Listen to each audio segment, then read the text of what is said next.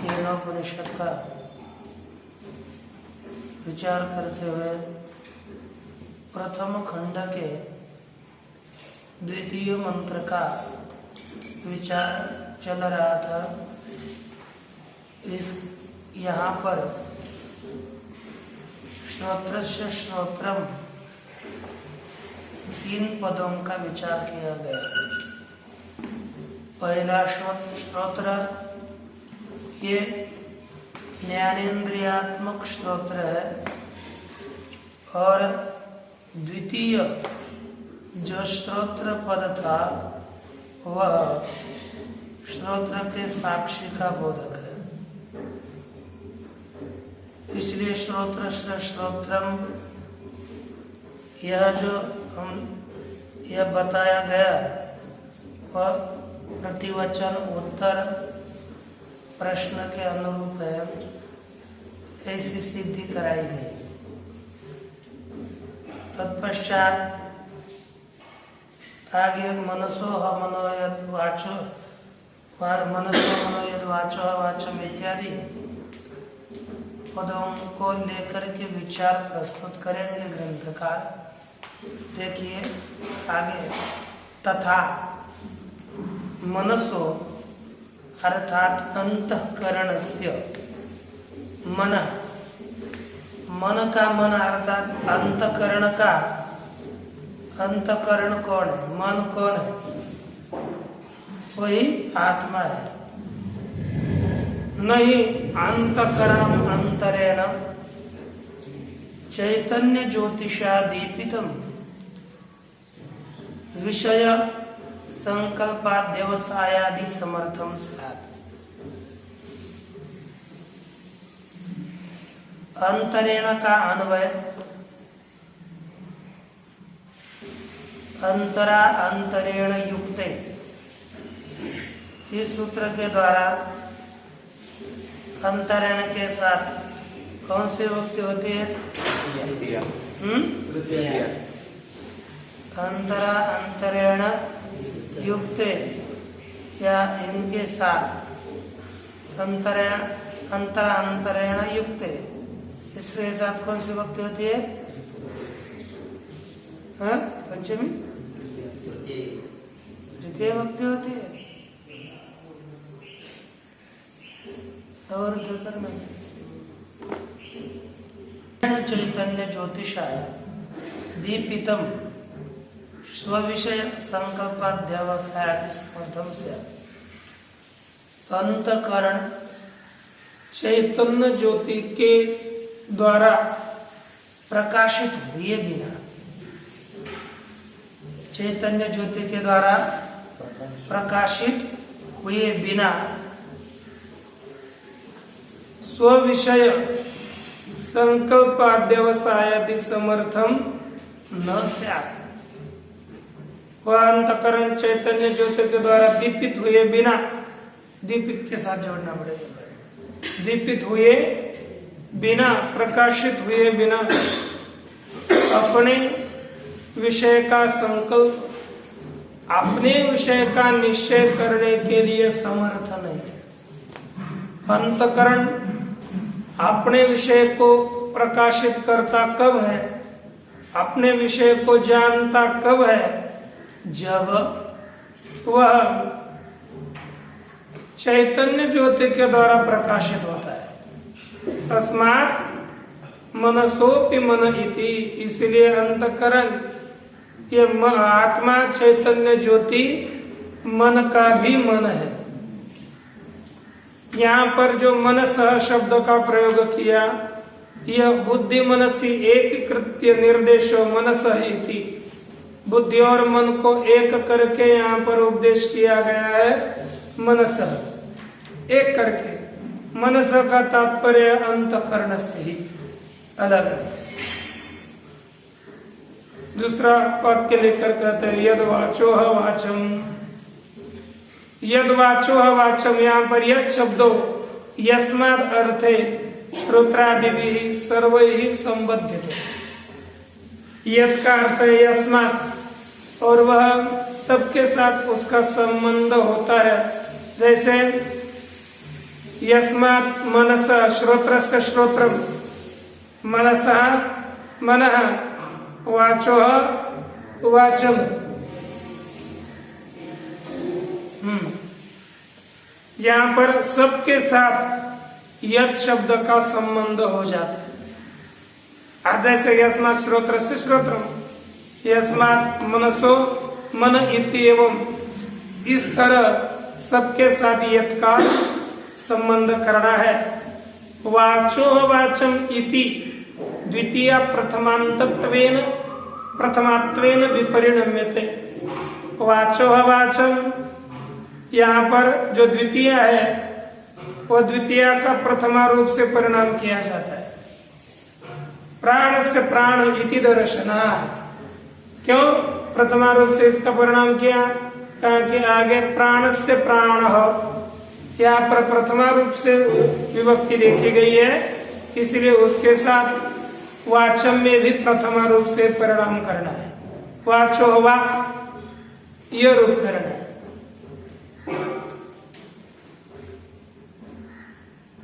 आगे ये कहते हैं कि वाचो वाचम इति अनुरोधेन प्राणस्य प्राणम इति कस्मात् द्वितीयैव न क्रियते। सिद्धांत ने कहा था प्राण से प्राण, यह प्राण में प्रथमा विभक्ति देखे जाने से वाचम में प्रथमा रूप से परिणाम करना है, तो उल्टा क्यों नहीं करते? पूर्व पक्ष कहता है वाचो वाचम, यहाँ पर द्वितीय देखे जाने से प्राण से प्राण हमें प्रथमा क्यों नहीं कर रहे? वहां पर प्राणन करने में क्या है? आप प्राण से प्राण इसको देखकर वाचो वाचम में वाचो वाक ऐसी प्रथमा विभक्ति करनी चाहिए बोल रहे हो, तो इससे विपरीत वाचो वाचम में द्वितीय देखे जाने से प्राण से प्राण हमें द्वितीय क्यों नहीं कर रहे? तो कहते हैं वाचो वाचम इति एतद अनुरोधेन प्राणस्य प्राणम कस्मात् द्वितीयैव न क्रियते। ऐसी द्वितीय क्यों नहीं की जाती? सिद्धांत उत्तर देते ना, यह आपका कहना ठीक नहीं है। या वाचो वाचम से शंका, यहाँ कुछ को लिख कर रखिए न, यहाँ से उत्तर है। यहाँ पर वैसा कुछ निर्देश नहीं है, न वगैरह कुछ नहीं है, फिर समझ में नहीं आता आप लोग। न यहां से आगे सिद्धांति उत्तर दे रहे हैं बहुनाम अनुरोधस्य युक्तत्वात्। सिद्धांति कहते देखो बहुमत का स्वीकार करना चाहिए, क्योंकि सब जगह पर बहुमत से काम चलता है, एक मत से काम नहीं चलता है ना। ये वाचो वाचम बहुनाम अनुरोध से युक्त, तो अनेकों का अनुरोध योग्य है। वाचम इत्यस्य वाग इति एतावद वक्तव्यम। वाचम इसका प्रयोग कैसा करना चाहिए? वाक इति एतावद, ऐसा कहना चाहिए। सौ प्राण से प्राण इति शब्द द्वयानुरोध है। पहले प्राण से प्राण ये, और सौ प्राण से प्राण, यहाँ पर इसके कारण यहाँ पर कौन सी विभक्ति करनी चाहिए? प्रथमा ही करनी चाहिए। यहाँ दो शब्द है, स और प्राण। स और प्राण, यह दो जगह पर प्रथम है। स में भी प्रथमा और प्राण में भी प्रथमा। इस दो शब्द के अनुरोध से यहाँ पर वाचम में प्रथमा करनी चाहिए। 2 जगह पर प्रथम है, वाच्य में 1 जगह पर ही द्वितीय है। आप बोलोगे फिर श्रोत्र श्रोत्रम मनसो मन, या तो निर्णय होता ही नहीं है प्रथम है कि द्वितीय है। वहां पर द्वितीय में भी वैसा रहता है और प्रथमा भी वैसा रहता है, इसलिए उसको उदाहरण नहीं माना। उदाहरण रूप से जहां पर निश्चित हो जाए उसी को प्राण से प्राण को उदाहरण माना। और सह उ प्राण से प्राण, यहाँ पर सह में और प्राण इन दोनों में भी प्रथमा है, इसमें कोई संदेह नहीं है। इसलिए बाहुल्य के अनुरोध से वाचम में द्वितीय विभक्ति करनी चाहिए। जो वाचम में द्वितीय विभक्ति है ना, उसका प्रथमा रूप से भी परिणाम करना चाहिए। एवं ही बहुनाम अनुरोध युक्त कृत स्यात्, इस तरह से बहुतों का अनुसरण करना युक्त होता है। पृष्ठम च वस्तु, और कभी कहा कि कौन है राम, अयम रामा, जो हमने वस्तुओं को, जिस वस्तु को पूछा उस वस्तु का प्रथमा से निर्देश करना ही युक्ति युक्त है। युक्तम च वस्तु प्रथमैव प्रथमयैव निर्देष्टुम युक्तम, प्रथमा के द्वारा ही उस वस्तु का निर्देश करना युक्त है। सयस्पया पृष्ठः प्राणस्य प्राणाख्य वृत्ति विशेष्यस्य प्राणः, ताकि स यह त्वया पृष्ठ, वह जो तूने पूछा है, क्या प्राणस्य अर्थात प्राण का, प्राणाख्य वृत्ति विशेष, प्राण नामक जो वृत्ति विशेष है वह प्राण की पंचवृत्तियां है ना, उस प्राण की वृत्ति विशेष को का प्राण कौन है, वह आत्मा ही है। तत्कृतम ही प्राण से प्राण सामर्थ्यम, उस प्राण के द्वारा ही प्राण में प्राणन सामर्थ्य आता है।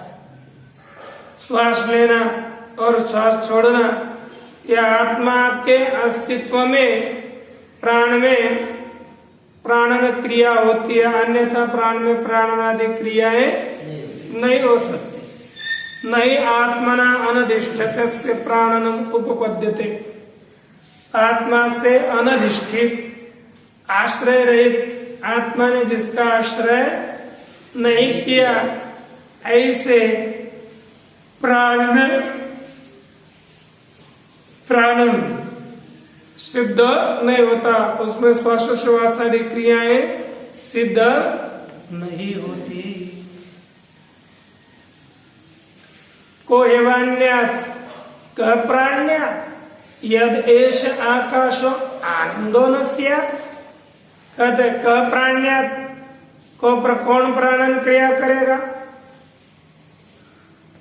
है ना। को एवान्यात् कौन श्वासादेव क्रिया करेगा। यदि यह आत्मा आनंद रूप आत्मा आनंद न होता तो कौन प्राणन क्रिया कर लेता, अर्थात कोई भी दूसरा प्राणन क्रिया न करता। यदि आत्मा न होता तो आत्मा है, इसलिए सबकी प्राणन आदि क्रिया विद्यमान है।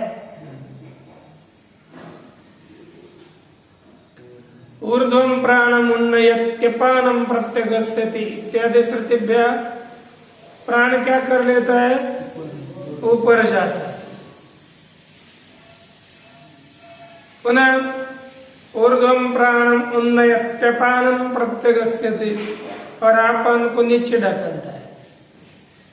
इत्यादि श्रुतियों के द्वारा यह आत्मा ही प्राण को ऊपर करता है और नीचे करता है, अर्थात आत्मा के माध्यम से ही प्राण की क्रियाएं होती है, नहीं तो उसमें क्रियाएं नहीं होगी।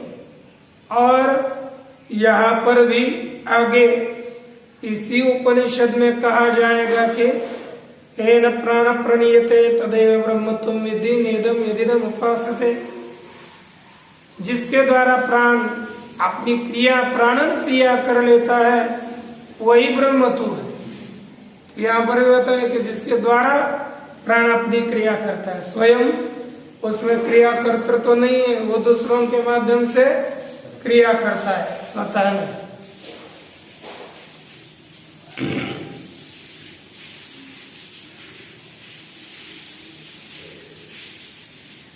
श्रोत्रादि इंद्रिय प्रस्तावे घ्राण प्राणस्य ननु युक्तम घ्राण। पूर्व पक्षी आया श्रोत्रादि यहां से। पूर्व पक्ष कहता कि महाराज श्रोत्रादि इंद्रियों के प्रकरण में, श्रोत्रादि इंद्रियों का जो प्रकरण आपने बताया उसमें प्राण शब्द से घ्राणात्मक प्राण का ही ग्रहण करना युक्त है। घ्राण रूपी प्राण, प्राण से घ्राण लेना युक्त है वहां पर। तो सिद्धांत उत्तर है सत्य एवं प्राण ग्रहणेनैव तू घ्राण प्राण से ग्रहणम। तो आप सत्य आपने जो कहा ना, श्रोत्रादि इंद्रियों का निरूपण चल रहा है, घ्राणात्मक प्राण का ही ग्रहण करना योग्य है, तो सिद्धांत का योग्य है बहुत है। क्योंकि प्राण ग्रहण से ही घ्राण प्राण का ही ग्रहण किया है।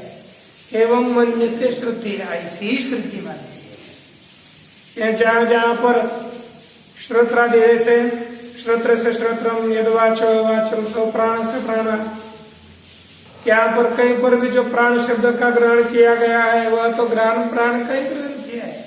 ऐसी ही श्रुति मानकर चलती, इसमें कोई दोहराई नहीं है।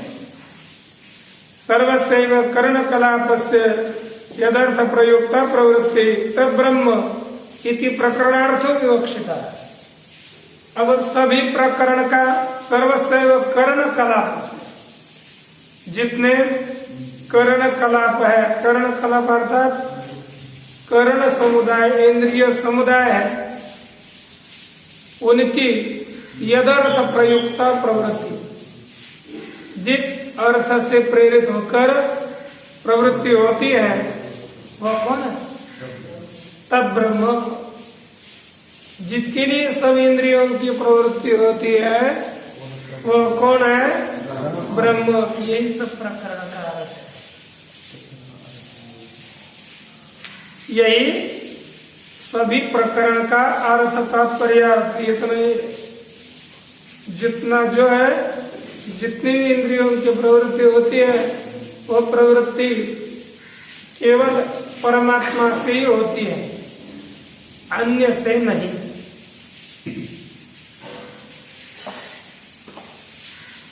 तथा चक्षुषश्चक्षु, इसका व्याख्यान करते हैं, ये प्रतीक हो।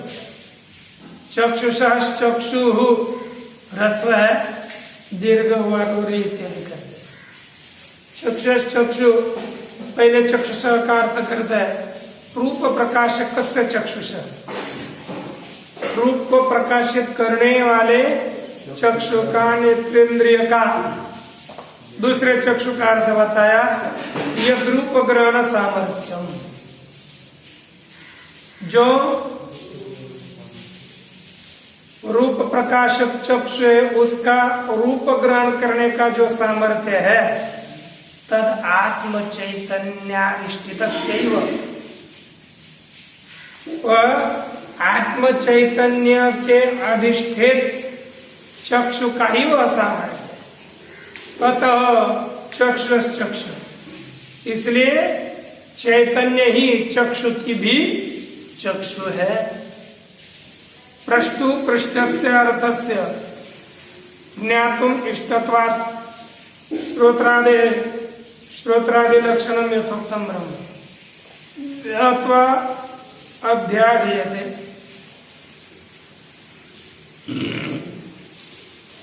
पृष्ठु पृष्ठस्य अर्थस्य ज्ञातुम इष्टत्वात्, पृष्ठा को पूछे गए अर्थ को जानने की इच्छा होने से श्रोत्रादि लक्षण, श्रोता का श्रोता, श्रोत्र का श्रोत्र इत्यादि रूपी यथोक्तम ब्रह्म, पहले जैसे ब्रह्म बताया वो ब्रह्म ही यहाँ पर ज्ञात्वा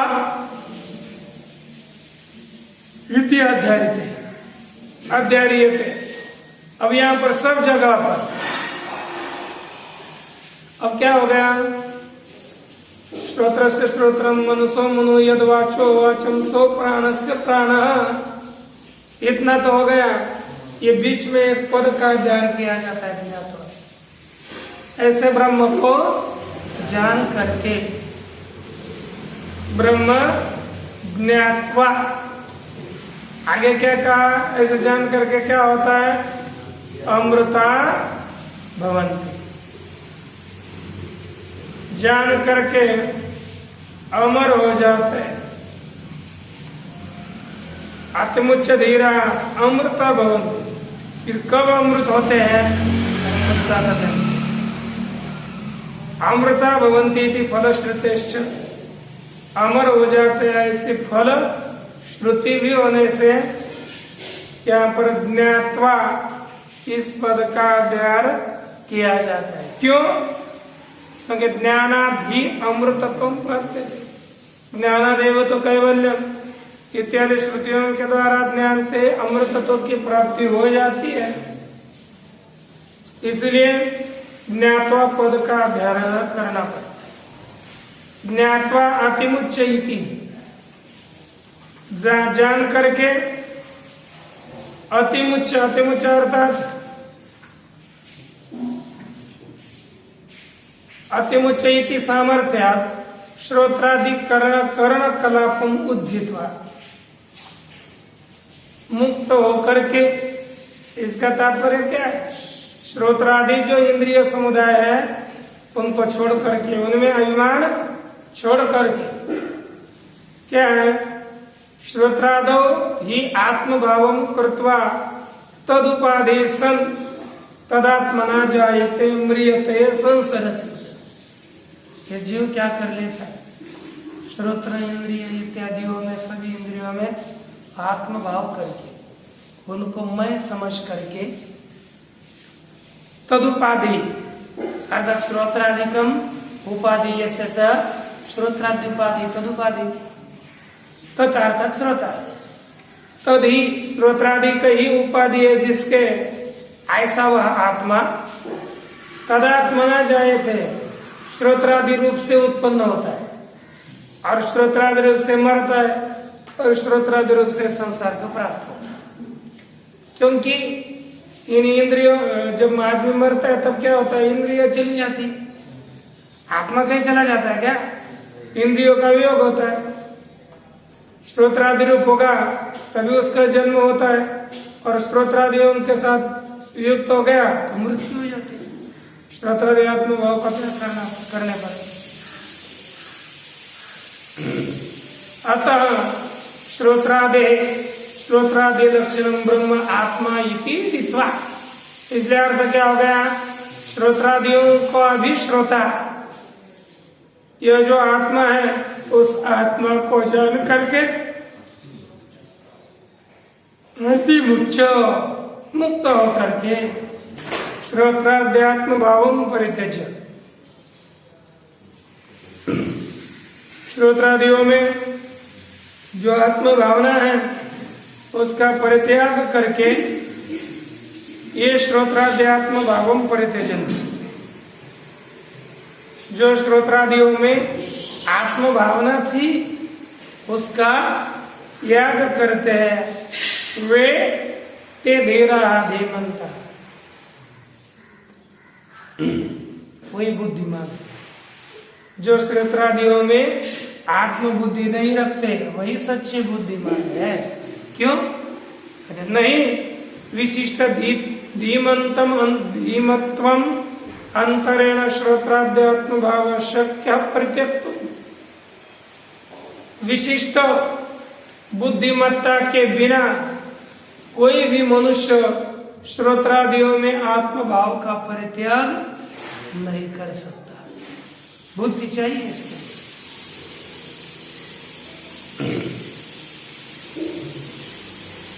प्रत्ययावृत्त्यस्माल्लोकात् पुत्र मित्र कलत्र बंधुषु ममाहं भाव संव्यवहार लक्षणा त्यक्त सर्वेषणा भूत्वा इत्यादि।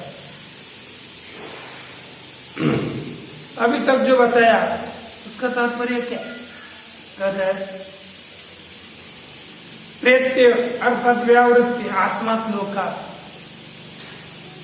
इस लोक से व्यावृत्त होकर, अर्थात ये संसार कैसा है, किस संसार से अलग होकर, कहा कि पुत्र मित्र कलत्र बंधुषु, पुत्र मित्र भाई को बंधु है ना, पत्नी बंधु, इन सब में जो ममा हम भाव था, इसको हम बोलते हैं मेरी है, ये मेरा है। मम और अहम भाव संव्यवहार रूप, सम्यक व्यवहार रूप, उससे त्यक्तैषणा भूत्वा, जिसने ऐषणा का त्याग किया है ऐसा होता है। ऐषणा रहित होकर के, ऐषणा से मुक्त होकर के, ऐषणा को छोड़कर अमृता भवन्ति, अमृता अर्थात अमरण धर्माण भवन्ति, अमर हो जाते हैं। हाँ, भूतवा इत्यर्थ सर्वत्यक्त सर्वैषणा होकर, अर्थात जिसने सभी प्रकार के ऐषणाओं का त्याग किया ऐसा होकर के, इस किसका अर्थ हो गया? प्रत्यास्मात् लोका। फिर अमृता भवन्ति पदार्थ, अमरण हो जाते हैं, अमरण धर्म हो जाते हैं, मुक्त हो जाते, बद्ध नहीं रहते।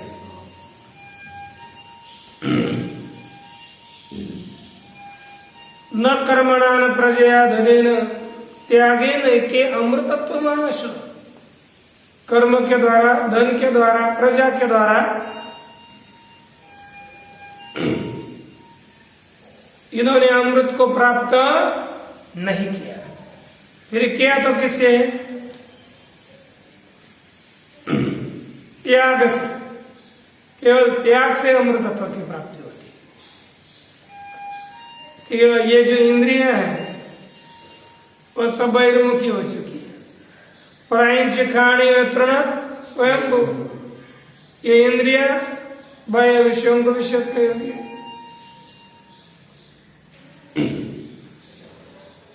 आवृत्त चक्षुर अमृतत्व इच्छन, लेकिन जो मनुष्य अपने कल्याण को चाहता है उसको आवृत्त करके, है ना।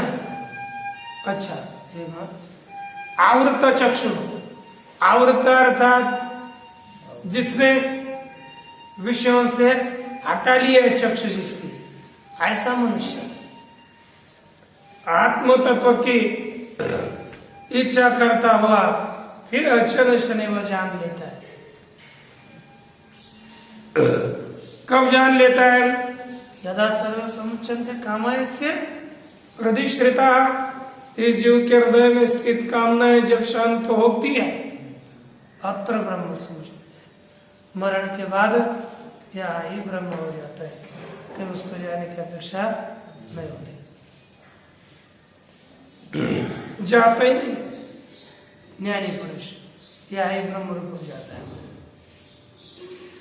इत्यादि श्रुतिभ्य, अथवा अतिमुच्च अनेनैव ऐषणा त्याग से सिद्धत्वात्, अतिमुच्च के द्वारा, इसी पद के द्वारा ऐषणा त्रय का त्याग सिद्ध हो जाने से अस्मात् लोकात् प्रत्यय, शरीरात् प्रत्यय अर्थात मृत्वा इत्यर्थ। अस्मात् लोकात् प्रत्यय का अर्थ क्या होगा? अतिमुच्च का अर्थ ऐषणा का त्याग करके, और प्रत्यय का अर्थ हो जाएगा मर करके। फिर क्या होता है? अमृत हो जाते। जब ये देह है ना, देह को छोड़ दिए, मर गए, तो तो फिर इसके बाद अमर हो जाते हैं, पुनः जन्म को आने की अपेक्षा नहीं होती, जन्म को नहीं आते।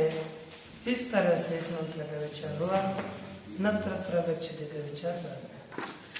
ओम पूर्णमदः पूर्णमिदं पूर्णात् पूर्णमुदच्यते पूर्णस्य पूर्णमादाय